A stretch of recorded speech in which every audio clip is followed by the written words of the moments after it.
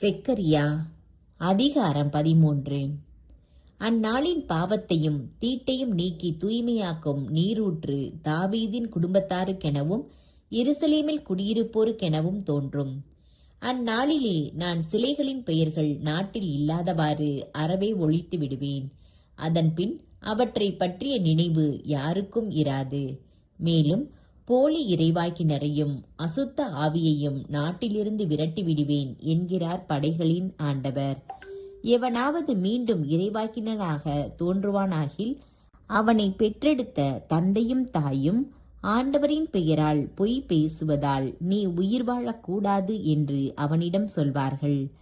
அவன் இறைவாக்கு உரைக்கும் போதே அவனை பெற்றெடுத்த தாய் தந்தையர் அவனை குத்தி கொன்று போடுவார்கள். அந்நாளில் இறைவாக்கினருள் ஒவ்வொருவனும் இறைவாக்கு உரைக்கும் போது தான் கண்ட காட்சியை குறித்து வெட்கமடைவான். ஏமாற்றுவதற்காக கம்பளி மேலாடையை போர்த்தி கொள்ள மாட்டான். ஆனால் நான் இறைவாக்கினன் அல்ல, நிலத்தை பயிரிடுகிற உழவன். என் இளமை முதல் நிலத்தை உழுது பயிர் செய்பவன் என்று சொல்வான். உன் மார்பில் இந்த வடுக்கள் எவ்வாறு ஏற்பட்டன என ஒருவன் வினவினால், என் நண்பன் இல்லத்தில் காயமுற்ற போது இவை ஏற்பட்டன என மறுமொழி பகர்வான். வாளே, எழுந்திடு, என் ஆயனுக்கும் நெருங்கிய நண்பனுக்கும் எதிராக கிளர்ந்தெழு என்கிறார் படைகளின் ஆண்டவர்.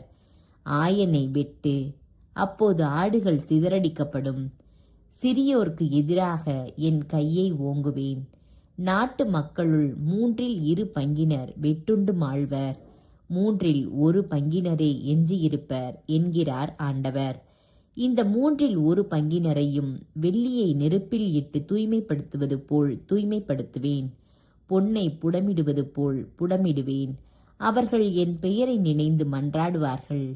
நானும் அவர்கள் மன்றாட்டிற்கு செவி கொடுப்பேன்.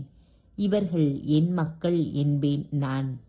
ஆண்டவர் எங்கள் கடவுள் என்பார்கள் அவர்கள்.